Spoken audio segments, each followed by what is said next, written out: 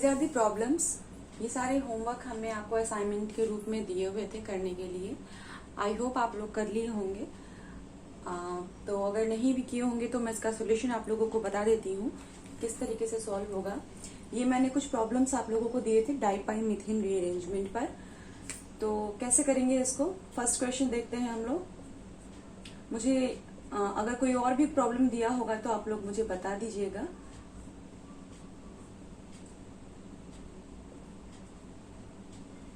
ठीक है, इस तरीके से रिंग को खोल के देखेंगे जैसा कि हमने आपको बताया हुआ था कि हम लोग इसमें रिंग को खोल के देखते हैं और फिर पता करते हैं कि कैसे रिएक्शन आपकी होगी इसमें। ठीक है, तो हम लोग जरा देखिए, काउंटिंग करें अगर तो 1 2 3 4 5 ये आपका जो डाइपाइन मीथेन का पैटर्न होना चाहिए उसमें आ रहा है। ठीक है, ये डबल बॉन्ड है, ये डबल बॉन्ड है, दोनों अनकंजुगेटेड है। अच्छा, लेकिन यहाँ पे ये देखिए, ये जो हम थर्ड कार्बन इसमें दिखा रहे हैं ये हमारा क्या है, इसमें ये भी हमारा sp2 हाइब्रिडाइज्ड है। ठीक है, तो हमको sp3 हाइब्रिडाइज्ड चाहिए। अब इस कार्बन को अगर देखते हैं, ये वाला कार्बन अगर देखें तो 1 2 3 4 5।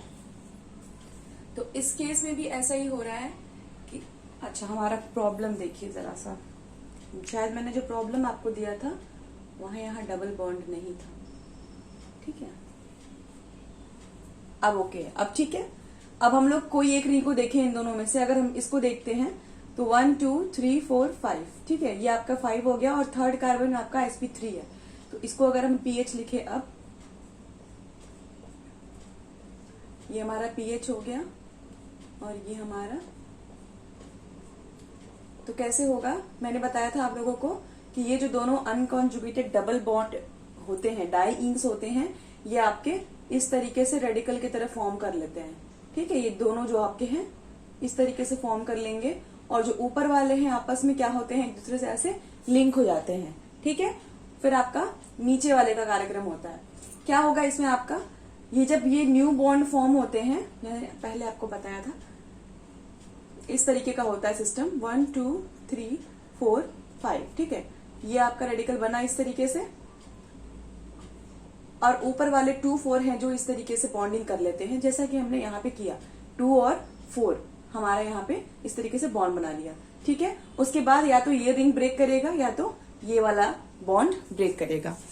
ठीक है, इस केस में हम लोग देखेंगे अगर, तो इस बॉन्ड को हम ब्रेक करेंगे। ठीक है, इस बॉन्ड को हम ब्रेक करेंगे। ये हमारा बॉन्ड जब ब्रेक होगा,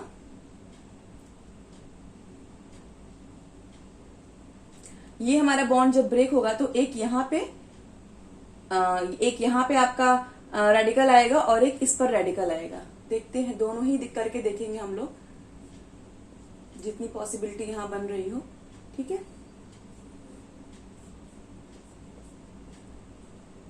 अगर हमने ये वाले बॉन्ड को तोड़ा है तो एक यहाँ रेडिकल बनेगा, यहाँ पहले से रेडिकल था, यहाँ पे भी पहले से रेडिकल था और एक इस जगह पे हमारा रेडिकल बनेगा। ठीक है, क्या होगा अब ये होगा कि ये रेडिकल मिलके यहाँ पे डबल बॉन्ड फॉर्म कर लेंगे और बचे हुए जो आपके हैं वो इस तरीके से साइक्लाइज कर जाएंगे। ठीक है, तो प्रोडक्ट क्या बनेगा हमारा यही बनेगा प्रोडक्ट, इस तरीके से 5 मेंबर्ड रिंग हो गया, यहाँ pH लगा हुआ है और ये देखिए। ठीक है, तो ये हमारा इसमें का प्रोडक्ट बन गया। नेक्स्ट प्रॉब्लम पे आते हैं। ये देखिए, ये हमारा नेक्स्ट प्रॉब्लम है, ये भी डाइपाइन मीथेन का ही है। हमने कहा था ऐसा कुछ अगर मिले आपको तो पहले तो pH को ओपन करके देखिए। ये हमारा pH था, इसको हमने ओपन किया, फिर यहां से बॉन्ड बनाएंगे इस तरीके से, इस तरीके का दिया हुआ है। ठीक है, तो इसमें भी हम लोग देखें 1 2 3 4 5 ये वाला पैटर्न जो कि हमको डाइपाई के लिए चाहिए वो हमें यहाँ पे भी मिल रहा है। ठीक है, थर्ड वाला कार्बन हमारा sp3 होना चाहिए, तो इसमें हमारा थर्ड कार्बन क्या है, sp3 है। ठीक है, अब इसको कैसे करेंगे, फिर से वही काम करेंगे। जो डबल बॉन्ड हमको कंसिडर करना है, जो डबल बॉन्ड हमको लेना है, उसके रेडिकल्स को फॉर्म करेंगे हम लोग। ठीक है, उसके रेडिकल्स को इस तरीके से फॉर्म किया, ऐसे ऐसे, ये देखिए। तो 2 और 4 वाला जो है वो आपस में इस तरीके से बॉन्ड कर लेता है, ठीक है। 2 और 4 वाले जो हैं वो आपस में ऐसे बॉन्ड कर लेंगे। उसके बाद नेक्स्ट स्टेप क्या होता है, नेक्स्ट स्टेप में या तो ये वाला आपका ब्रेक करेगा या तो ये रेडिकल की तरह ब्रेक करेगा, ठीक है। अगर हम इसको ब्रेक कराएं तो, इसको अगर हम ब्रेक कराएं तो, ए वाले को अगर ब्रेक कराएं तो क्या होगा, एक रेडिकल यहां बनेगा और एक रेडिकल इसके ऊपर चला जाएगा, ठीक है।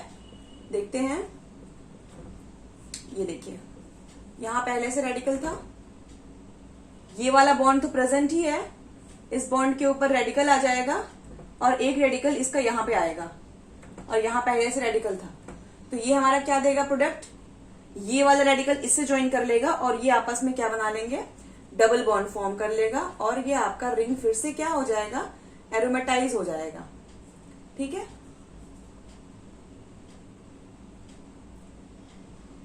ये आपका प्रोडक्ट इसमें फॉर्म होगा। अगर हम लोग बी वाले को इसमें ब्रेक करते हैं तो देखिए जरा सा क्या होगा, और हमें क्यों किसको प्रेफर करना चाहिए वो भी हमें देखना होगा। यहाँ पहले से रेडिकल है, यहाँ पहले से रेडिकल है, ठीक है। इस केस में हमें बी वाला तोड़ना है। अगर बी वाला रिंग ब्रेक करेंगे हम तो एक रेडिकल यहां बनेगा, एक रेडिकल इधर होगा और एक रेडिकल इस पर आएगा, ठीक है। अब इस केस में देखिए क्या होगा, इस केस में ये हो जाएगा कि ये और ये डबल बॉन्ड फॉर्म कर लेगा और ये दोनों आपस में इस तरीके से मिल जाएंगे। लेकिन हम लोग जो ये बी वाला पाथवे देख रहे हैं, जो मैंने बताया आपको कि बी वाला बॉन्ड ब्रेक करेगा तो क्या होगा, इस केस में देखिए हमारा जब स्टार्ट हमने किया था तो हमारा ये पीएच क्या था, एरोमेटिक कंपाउंड था पीएच, ठीक है। और इस केस में देखिए जब हम बी वाला पाथवे फॉलो करते हैं तो इसकी जो एरोमेटिसिटी है वो खत्म हो जाती है, और ए वाला पाथ जो फॉलो किया हमने उसमें इसका जो एरोमेटिसिटी है, पीएच का एरोमेटिसिटी यहाँ पे मेंटेन हो रहा है, तो हम लोग इसीलिए ए वाला पाथ फॉलो करेंगे। तो हम लोग ऐसे प्रॉब्लम्स जब लगाएंगे, तो मैंने आपको जब ये क्लास लिया था डाइपाइमिथेन रीअरेंजमेंट का, जब मैंने क्लास लिया था तो उसमें मैंने बताया हुआ था आपको कि क्यों हम लोग कौन सा पाथवे और किस लिए फेवर करेगा।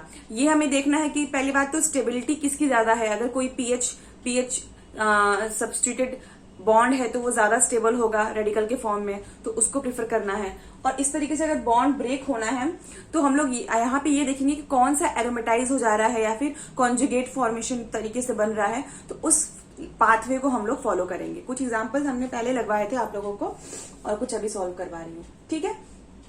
अब ये वाला भी क्वेश्चन देख लेते हैं हम लोग।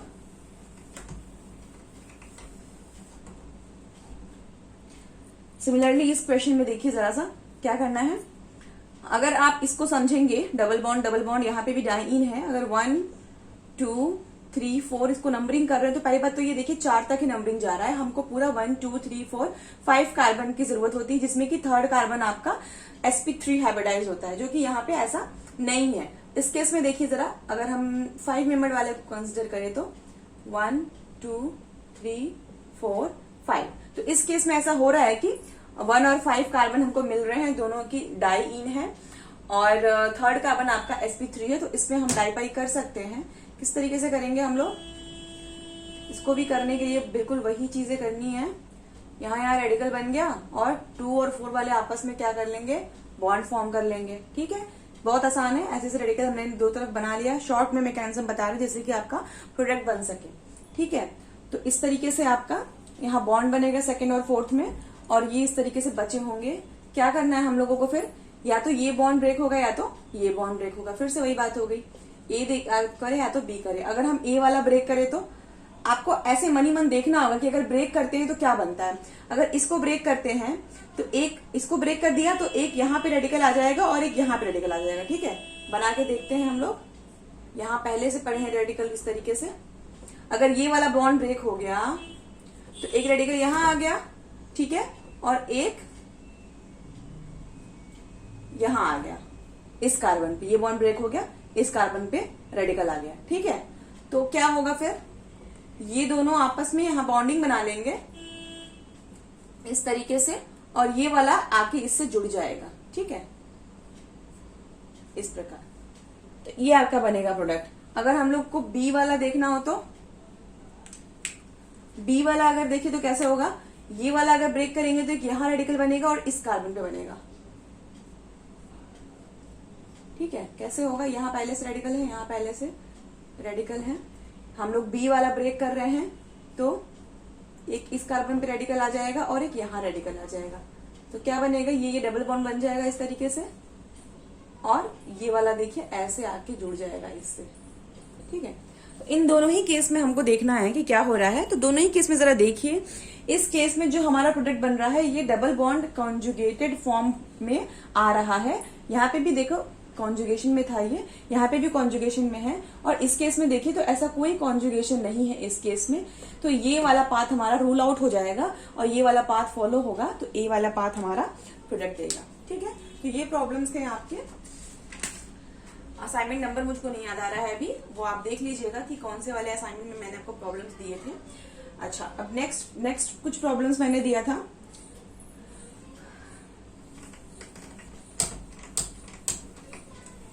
नेक्स्ट प्रॉब्लम नॉरिश रिएक्शंस पे था, नॉरिश 1 नॉरिश 2 पे हमने दिया था आपको।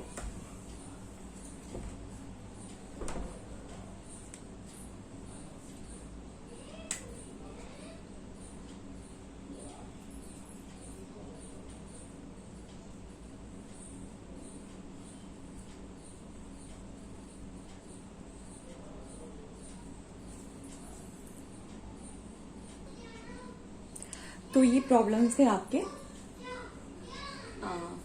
देखिए नॉरिश 1 के बारे में हम कुछ थोड़ा बहुत आपको ब्रीफ कर देते हैं। नॉरिश टाइप 1 में क्या होता है, पहली चीज तो नॉरिश टाइप 1 जो होता है वो अल्फा कार्बोनिल बॉन्ड क्लीवेज होता है। ठीक है, जो नॉरिश 1 रिएक्शन होता है वो आपका अल्फा बॉन्ड क्लीवेज होता है। ओके, दूसरी चीज जो बहुत इंपॉर्टेंट है वो ये है कि अल्फा बॉन्ड जो क्लीव करता है वो कौन से साइड से क्लीव करेगा। तो